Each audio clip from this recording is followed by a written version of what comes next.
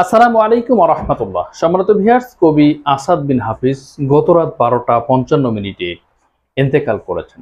ইন্না লিল্লাহি ওয়া ইন্না ইলাইহি রাজিউন। সম্মানিত ভিউয়ার্স, আপনাদের সামনে আজকে কবি আসাদ বিন হাফিজ রাহিমাহুল্লাহর জীবন বৃত্তান্ত এবং সংক্ষিপ্ত কিছু পরিস্থিতি নিয়ে আপনাদের সামনে হাজির হয়েছি।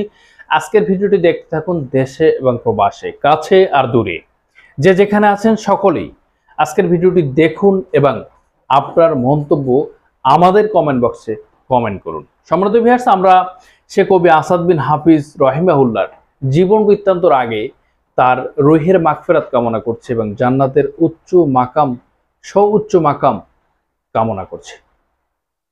আপনারা যে যেখান থেকে দেখছেন আজকের ভিডিওটি অত্যন্ত গুরুত্বপূর্ণ। কবি আসাদ বিন হাফিজ 1958 সালে বাংলাদেশের ভূখণ্ডে জন্মগ্রহণ করেন। তেনার জন্মস্থান বাংলাদেশের অন্যতম জেলা গাজীপুর এবং তার উপজেলা হচ্ছে কালীগঞ্জ উপজেলা। আপনারা দেখেছেন সেই কবি আসাদ বিন হাফিজের জন্য মানুষ কত দোয়া করেছে, কত মাগফিরাত করেছে, কত অনুষ্ঠান করেছেন তার জন্য। সোশ্যাল মিডিয়াতে ছিল সরগরম তাকে নিয়ে। কেন ছিল? এই মূল কাহিনীটা হচ্ছে তিনি ইসলামের জন্য, মানবতার জন্য, মুক্তির জন্য, ইসলামের ইতিহাসের জন্য, ইসলামের সংস্কৃতির জন্য তিনি বাংলাদেশের একটি ইতিহাস বা ঐতিহ্য, যার কথা বলে শেষ করা যাবে না। আপনারা জানেন বাংলাদেশের ইতিহাসে একটি শিল্প গোষ্ঠী ইসলামী সংস্কৃতি কালচার চালু হয় 1978 সালে। সে 1978 সালে আমরা যেটা দেখতে পেয়েছিলাম, কবি মতিউর রহমান মল্লিক রহিমাহুল্লাহ প্রতিষ্ঠিত করেছিলেন সাইমুম শিল্প গোষ্ঠী বা সাইমুম ইসলামী সাংস্কৃতিক অঙ্গন তৈরি করেছিলেন। সে সাইমুম শিল্প গোষ্ঠীর প্রতিষ্ঠাতা পরিচালক ছিলেন কবি মতিউর রহমান মল্লিক।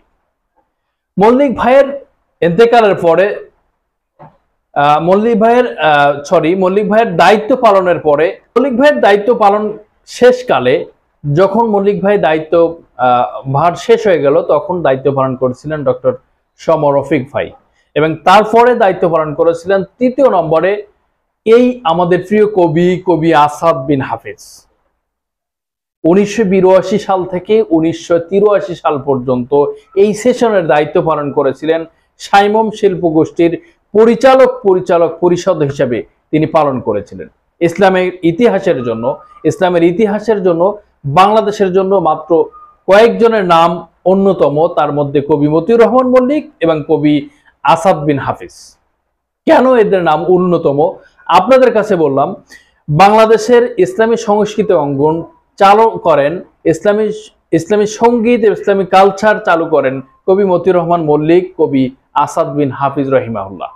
তাদের হাত ধরে ইসলামের সংস্কৃতি অঙ্গন চালু হয় এবং সেই হাত ধরে বাংলাদেশের ইতিহাসে অনেক ইসলামিক অঙ্গন শিল্পগোষ্ঠী তৈরি হয়। সারা বাংলাদেশের প্রত্যেকটি উপজেলায় তৈরি হয়েছেন। এমনকি ব্যতিক্রম একটা প্রতিষ্ঠান, সেটা হচ্ছে কলরব। সাইমুম শিল্পগোষ্ঠীর এই পরিচালনা পরিষদকে দেখে কলরব শিল্পগোষ্ঠী চালু হয়। আপনারা জানেন কবি মতিউর রহমান মল্লিক ভাইয়ের এই প্রতিষ্ঠিত এই সাইমুম শিল্পগোষ্ঠীর পরিচালক ছিলেন কবি আসাদ বিন হাফিজ রহিমাহুল্লাহ এবং বাংলাদেশ জামাত ইসলামের ঢাকা মহানগরীর কেন্দ্রীয় মজলিসে শুরা সদস্য ছিলেন কবি আসাদ বিন হাফিজ রহিমাহুল্লাহ।